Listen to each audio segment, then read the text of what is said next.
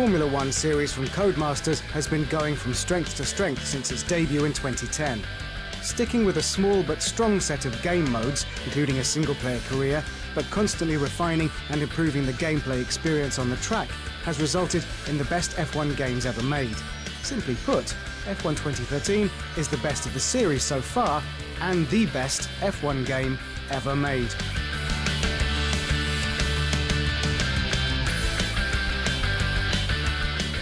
It's a huge statement, but no game has managed to capture the complexities and subtleties of the sport and condense them down to a unique and captivating gameplay experience that pleases both the casual and committed communities alike.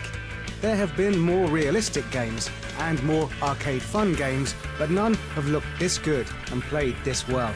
Add to that the long-awaited introduction of the Classics mode, which sees you race legendary cars from the 80s and 90s, and you are left in no doubt just how good F1 2013 is.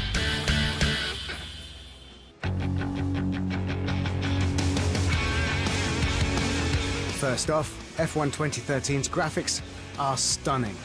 The subtle motion blur, the individual raindrops on the side pods of the car, the weather effects alone are incredible.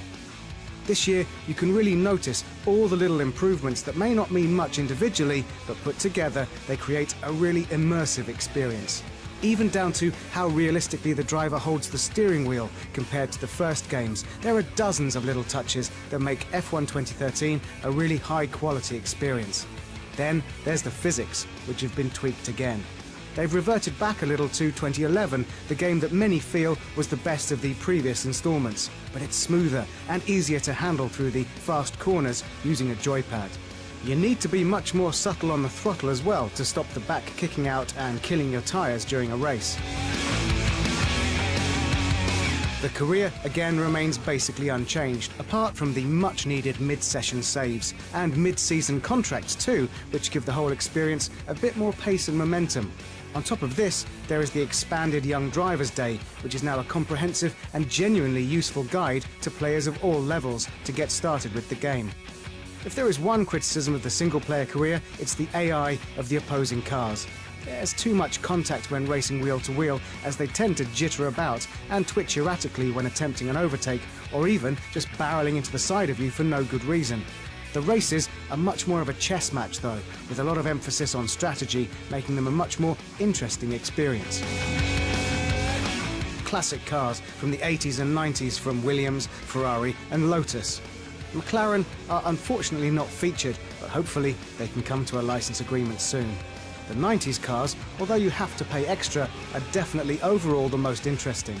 The inclusion of the 1999 Williams, piloted by Ralf Schumacher to basically nowhere, and the 1999 Ferrari, in which Michael Schumacher broke his legs at Silverstone and then didn't even compete in half the season, are odd inclusions, and it would have been great to have seen the classic two-tone BAR, but as a first round of license negotiations go, there are no complaints here. The scenario modes are fun, but just getting stuck into the time trials on the classic tracks is really satisfying. The scenario modes are fun, but just getting stuck into the time trials on the classic tracks is really satisfying.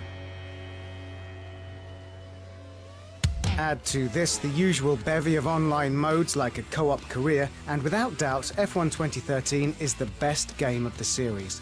The AI can be frustrating at times, but this is a small complaint considering the incredible quality and obvious love for the sport present in F1 2013, easily the best of the series.